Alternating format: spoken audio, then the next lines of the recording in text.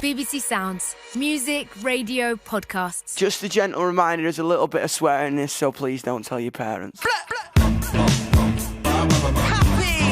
Hello, welcome back to the Yungblud podcast. Turn up that volume. Happy New Year 2021. Touch wood, this one's a little bit better. I am so excited about today's episode. I got one of my best mates in. I've got photographer, superstar, an all-round legend, Miss Anaïs Gallagher with me. Hello, Anaïs. Hello. How are you? I'm good. How are you? I'm very well, thank you, man. We could talk for years, so we've got to keep this short, haven't we? We could talk for years. Today, I wanted to talk about the idea of perception. Big topic. Broad topic. When I first met you, I had such an idea of what you would be. And now I know you and you're like one of my best mates.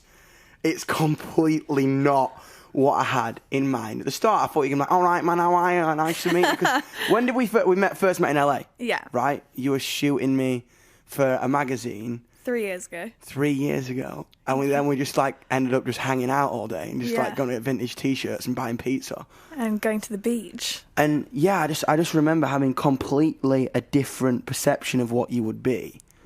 And I thought, I'd love you anyway, but I'd love you more now I know exactly who you are. I think in the position that I come from, perception is always quite hard because I come from a very well-known family, but I'm not well-known. So therefore people know my family, they know what they sound like, they know how they dress, what they do, what their opinions are. So because of that, people then think that I, subscribe to the same ideologies as them or talk the same. And I think it almost disappoints people when they hear me because they have a perception that I'm going to be so Mancunian, and then I come and I sound so posh. But it was actually, you know what? It was actually the opposite for me. Hello. It just intrigued me. We'll get into this in a second, but like Anaïs, without bigging you up too much, you are such an interesting person because you have honestly not even jerking you off too much, you know what I mean? Go on, continue. I was just saying the way you think about things is completely different to what I would expect. And do you know what? That's kind of probably bad on my part. You know what I'm saying? I thought you would. I fell into that trap of a perception of what you would be. And I think I couldn't wait to have you on because I wanted to highlight that idea that no matter where you come from or no matter what you've grown up with or what kind of the world may look like in your surroundings, you can be your own person because the only way is your way because that's how you live, being utterly yourself. You know? I mean, I think obviously every single part of our life or our childhood or where we grow up shapes us in some way. But ultimately, you can't let too much of it determine who you are because then you just you get into a lull or you be who people want you to be or how they perceive you. So you do have to, wake up one morning and think I'm gonna have to be my own person. And I think it's very difficult for someone like me because I have such a want to be my own person and I know that no matter how much success I have, I'm never going to have as much success as my dad. And I know that I will always be Anaïs Gallagher, not Gallagher's daughter. And that's something that you have to come to terms with and not let it get you down because you can go about your life and think, oh God, everybody's just going to constantly say I'm not Gallagher's daughter or people are going to perceive me in some way. But you've got to, turn around and use that to your advantage. And it's a really good thing when, you get to surprise people or, people tend to, it's easier for people to make a decision on who you are rather than actually open their ears and get to know you because it takes a lot of effort to get to know someone. So it's easier. You used to have that at school when there'd be a kid in school and you think, oh, no, I don't want to hang out with them. Exactly. And then you'd actually get put next to them in science and you think, oh, they're actually okay, but you don't want to admit that they're okay. You just carry on thinking they're annoying because you're a child and you don't want to put that much effort into it. But, everybody has their own story. But, I mean, it's just the same as you when I met you. And even now with you, you've got your persona and who you are is, you have moments well, even I am like, I don't know this person. You know, Yeah, when you're like, 'cause I'm a million people at you're one so moment. many. I mean, if anybody listening now, I know Dom so well. I've known him for 3 years. I probably see him 5 times a week, and sometimes I even walk in and I'm like, who's this Yungblud kid? Like when I go and see you perform, and sometimes I think you come across quite, you know, brash and stuff, and you're like so in people's faces and you're so loud. And then when I think, no, he's actually really quiet and like considerate and sensitive, and you can sit on the sofa with him and watch a film. They're like, but what, does he talk through the whole film? I'm like, no, he doesn't. He actually can be quiet. You know, it's funny how we put it on like armor sometimes, and it's sometimes we have this facade that we want people to see because it's easier for them, you know, to put this and process that information, because it kind of falls into a box within the spectrum that someone could understand. It falls into a timetable. You know what I'm saying? Yeah. Your science today, your maths today, your exactly drama today. You know what I mean? And it's just like, be your own person. That's what I think is such a magic thing. 'Cause I even remember when we started getting into music, everyone was like, I know what they are. He's just like a B-rate Arctic Monkeys. And I was like, I mean, fair enough, yeah, but that is exactly not what I am. You know what I'm saying? What I'm a 20-year-old kid with dark hair from the north who sings in a northern accent about. So you must be the So Arctic I must be the Arctic Monkeys. You know what I mean? It's like, life ain't charades. No. You know what I mean? Life is not charades. It's literally a new board game that's invented every single day. What's your favourite thing in the world? Oh, Tom. What do you mean? Don't think, just go. What's your favourite thing in the world ever? Animals. And you love animals. You love goats. I love goats. You love a billy animals. Love a billy goat. Do you know what I'm saying? But I would never have thought that when I met you. I was like, you know what I mean? I was just like, I would not be like, you there in a scarf in the countryside, like rubbing a billy goat's chin. Oh, that's my doorbell. I kind of like that, guys. Like, we're literally in my house. It's like, that's my doorbell. Tom's answering it right now. Tell them to be really quiet when they come up the stairs, yeah? But yeah, man, that's like, I would not expect that of you. And it's like, most people don't like know that, like, one of my favourite things in the world is literally grass. Love grass. I love grass. But we're both quite similar. We love the countryside. But do you know what I like? I literally love, like, the spaceman, because everything's always so full of so much noise. And do you know all what? the time. We do the exact same thing, which is whenever we're happy and we want to go somewhere with our friends, we go, let's go to the middle of nowhere. Exactly. Let's go to the countryside. Exactly. Let's go as far away from the city as possible. And we're both so similar in Yeah, that but sense. people would not all we expect that. No. It's so funny. I was literally on New Year. I was literally with my family, and we're having a bit of a crisis. Like, so, like my mum's sister was up with. Has been living with my mum for a couple of months. Well, she's not actually my mum's sister, but she's like kind of that. You know what I mean? I call her a northern auntie. That's like literally it. You know what I mean? She's so loud and gobby like, and I am. She's like, I bet people won't bloody expect you to be just sat here watching Fire with us on New Year. I don't think Yungblud would be like that. He'd be like out drinking or something. And I was like, I am in by the fire watching Jules Owen with you because I'm not legally allowed to go out. But I am like that. I just love being with the people I love and being quiet. You know what I mean? Because I think everything else can be such a distraction. I love being present. I think being present is such a rare thing for me, because I always have a million ideas at once, like what you're saying earlier, like I'm a million different people because I adopt my idea. I live my ideas.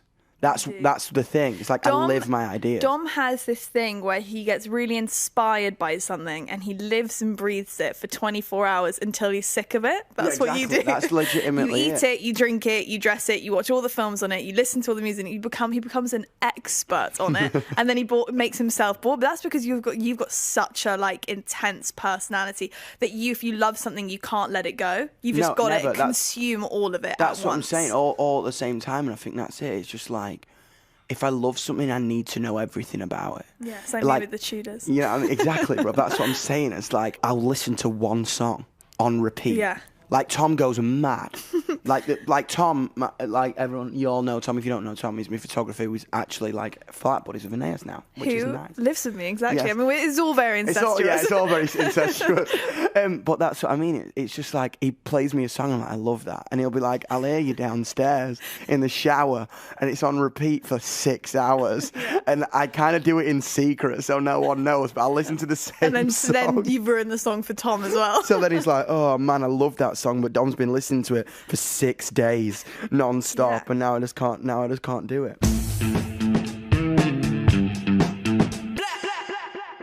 So you're a really sick photographer. Thank you. Thank you.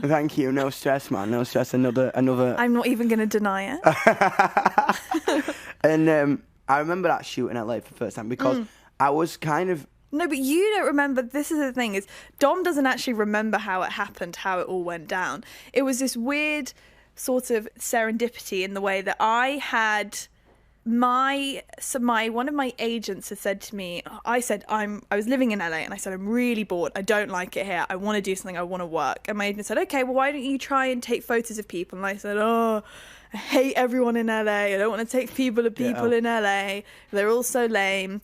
I basically hate, as a photographer, taking photos of models. And LA's just full of them. So I didn't really have anything to do. Anyway, so I go to a club, underage. You were underage too, weren't you? Or no, were you 21? I wasn't actually. No, I was 21, I think. Maybe How I wasn't. How are you now? Maybe I wasn't. Maybe I was underage. It was 3 years ago. It was 3 years ago, so I'm 20. No, I wasn't. That technically I was 20. So yeah, I wasn't. By American standards, I was underage. And I was in this club and we were walking up the stairs. I was leaving. Dom was arriving because I go to bed at 10 p.m. and Dom probably only starts going out at 10 p.m. So Dom was on his way down the stairs and I was walking up and I was having a slight argument with someone, trying to tell them to get out of the way. And I was like, excuse me, can you please move? And from the top of the stairs, I heard Tom shout, are you English? I was like, yeah. And you just don't even make eye contact. You just walk past and you go, I'm English too. I love that. And I kind of look down the stairs and I go to the person next to me, who was that? And they go, that's a kid called Yungblud. And I was like, God. So I went home and I Googled you and I was like, he looks cool. Then the most crazy thing happened. The next morning, lo and behold, my agent calls me and says, do you want to shoot this artist named Yungblud? And I thought, whoa. They were like, have you heard of him? And I said, well, I hadn't 5 hours ago, but I do now. That's so I was crazy. like, yeah, cool, sure. And he said, it's tomorrow. And what was really nice is that we didn't meet in a studio. We met at a coffee shop. And we went to the beach. And like, what was so sick is I think meeting someone so far away from home made me feel like I was at home. So you shot me as Dom. Yeah. There was no persona. I wasn't in a studio with a load of makeup running across my like Ziggy Stardust ideas going, let's do something mental. Oh no, it was so low key. And some of the most low key photos I've ever seen of you. I like some of my favourites, and I can't wait to kind of look back on them in like 5 years or something. Actually, funnily enough, we mentioned that I moved in with Tom recently. I was unpacking all my stuff and I found the original Polaroids yesterday. I've still got all of them. They're starting to fade, but we've got them. And it was really nice. It was a nice moment because as a photographer, it's sometimes quite hard to get energy out of people. And I've always said I really like taking photos of people with huge public personalities, I suppose, musicians or artists or actors. And I like shooting them as the person that I see in front of me. So if they're a really big musician like you, I like taking photos of them eating pizza on the beach. Dude, I love that. Sitting on a sofa at home, because I always really want to show people the person that I see rather than the person that they see, because there are so many different sides to people. And as a photographer, sticking to the idea of perception, it's really important to take the responsibility on board that you're going to be putting another brick in the wall of how other people perceive that person. So you have to be responsible because you don't want to highlight something that isn't necessarily them. I've been in the same situation, I'm sure, when you've been at a shoot and you've been like, this isn't me, this isn't me, I don't want to wear this, I don't want to do this. And as a photographer or a creative director or a director, you always have to listen to that person, because you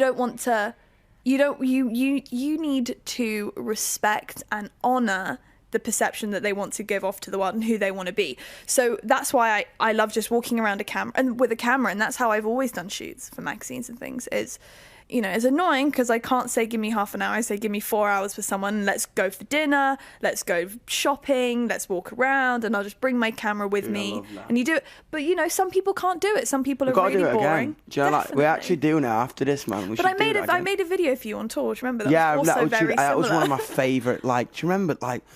I was like, why don't you just come out on tour? And you can't. It's like we started in Italy, and then we just ended up in Switzerland. Yeah. And we just went everywhere. No, I went further than Switzerland. We went Italy, then we went Poland, Germany, Switzerland. You left in Poland. I left in Poland at the end. You left in Poland, which was mad, and you left just before we went on stage, didn't you, I think? And I remember how I left is I didn't say goodbye to anyone because everyone was really busy. So I was packing up all my bags to go. And as I was leaving, you were sound checking, and I just heard, Anaïs!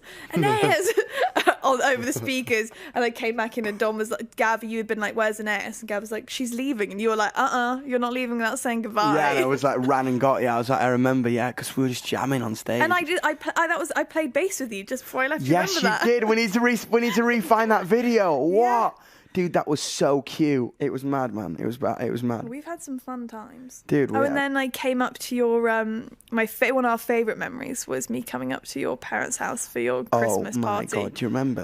And this was 2019, just before, the most mental year ever. Yeah. And I remember, we came up to the north, and, I had a Christmas party, and it was kind of just really when we started kind of getting any traction, serious traction here. And I remember I was like, I'm going to have everyone, all my schoolmates, and everyone kind of who's, I love and dear to me, because we've been on tour all year, come to a Christmas party at a working men's club. And I remember, do you remember, I don't know, there was an Oasis tribute band on called the Mad Ferrets. Yeah.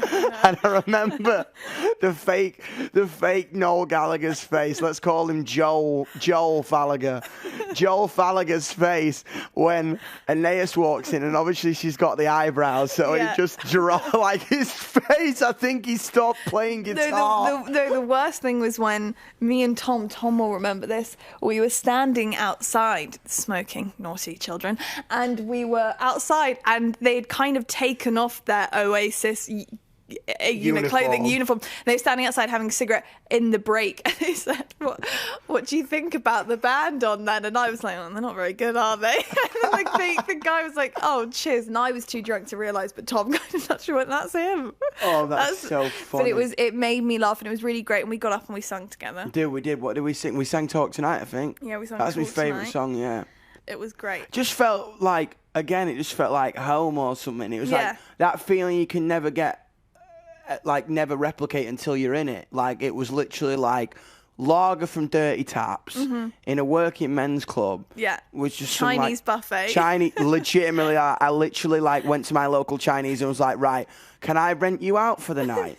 For me local Chinese, and they just kept bringing Chinese to everyone, and my aunties were there, my uncles were there, my aunties' cousins were there. There were children running around. Literally children running around at midnight, pulling on the dad's leg, and the dad spills lager on the son's head and stuff. You know? It was really shit wedding vibes. It was amazing. It was absolutely really shit wedding vibes. It was brilliant. And they had all those multicolored laser lights, going around. That is so funny, bro.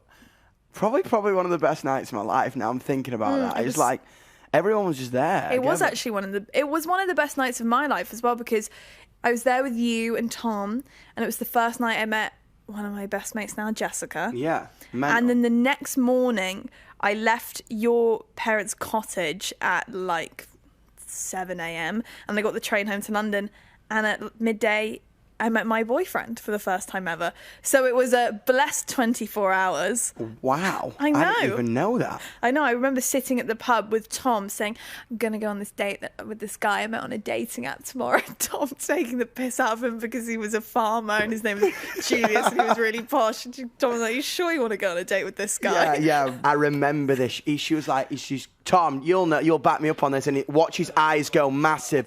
Watch his eyes go massive. She's like, yeah, she's gone on a date with a farmer. I was like, oh yeah, that won't last long. A year later, 2 years later, happily married. Well, not yet. But, no, not yet. Gone. Don't say that. Sorry. But yeah, man, that's so funny. I literally remember going to Tom, oh yeah, that won't last long.